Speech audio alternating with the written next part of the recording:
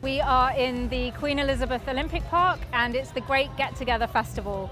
And I'm here with some of my colleagues from CASA running a screen printing workshop to think about the risks of urban heat waves. Workshop is thinking about the ways that we design our cities and how the ways that we design cities can either increase or decrease the risks of urban heat waves. So the activity is there's a kind of couple of screen printing screens. And one layer is an image of a building with a thermometer to give the suggestion that the ways that we build kind of tall buildings is one of the things that can have an influence on the experience of heat waves within cities. And then we've got another layer which is using something called thermochromic pigment. And that's a special kind of paint that disappears when it reaches a threshold, which is pretty much the threshold that we have for a heat wave in London of 32 degrees. So we're inviting people to create their own posters. They can print the first layer and then the thermochromic layer, and that can become a conversation starter for them. They can take it away with them. It was a really good chance for me to just meet some new people, try some things out in the wild, make some mistakes, do some problem solving, get a bit messy.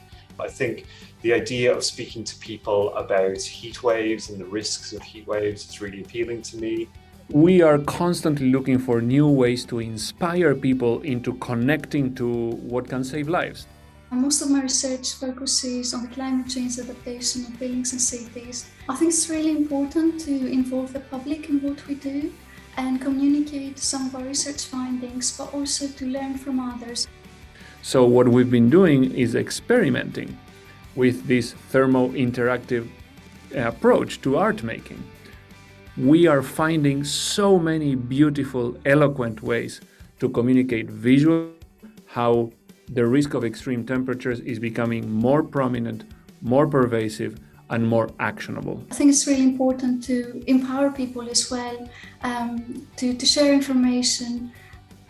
If all we do is to communicate science and the technology and the problems and the technological solutions and the laws and the policies, people get distant, get tired, get bored. What art can do, what motivated interventions can do, is to create an appetite for engagement. Events like the Great Get Together are really important. It's a really good chance to inspire future generations, both to take up creative techniques and art, but also to get involved with ideas of issues that are in our urban environment. I learned different ways of communicating these elements of heat wave knowledge, and I learned different ways of exploring research and art and how that collaborates. And any chance that we can get to chat to each other, I think is a really good thing. So I would really support anything like this in the future for sure.